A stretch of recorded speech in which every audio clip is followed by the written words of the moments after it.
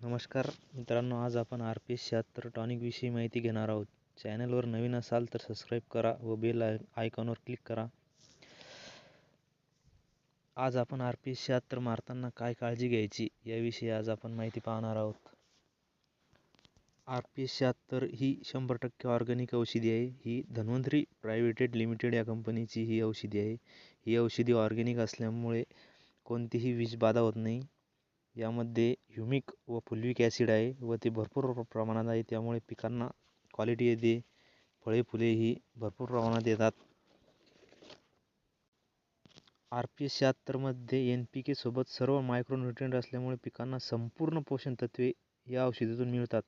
RPS-76 मुळे पिकांना पाण्याची कमतरता भासत नाही.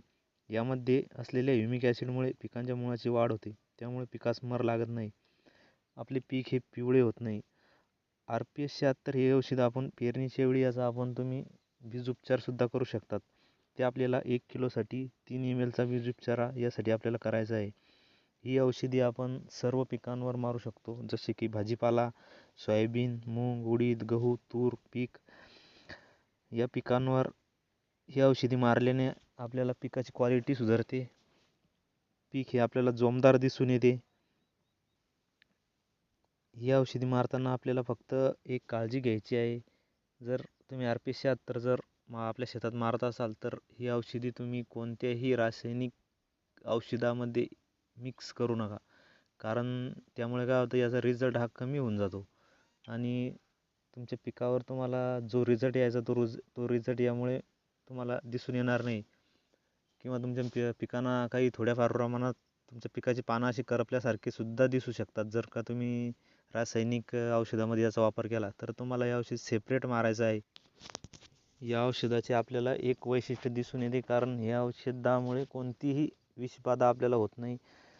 आपल्या इकडे दरवर्षी विषबाधेमुळे अनेक शेतकरी हे मरण पावत असतात. त्यावर हा एक चांगला उपाय आहे. हे औषध जर तुम्ही वापरले तर तुम्हाला हे औषध कंपनीचे साहेब लोक तुम्हाला पिऊन सुद्धा दाखवतात. म्हणजे यामुळे कोणतीही विषबाधा तुम्हाला होत नाही. त्यामुळे हे बिलकुल तुम्ही मारू शकतात. सेफ आहे. पर्यावरणावर याचा कोणताही साईड इफेक्ट नाही. त्यामुळे हे औषध अतिशय उत्तम प्रकारे कंपनीने तयार केलेले आहे.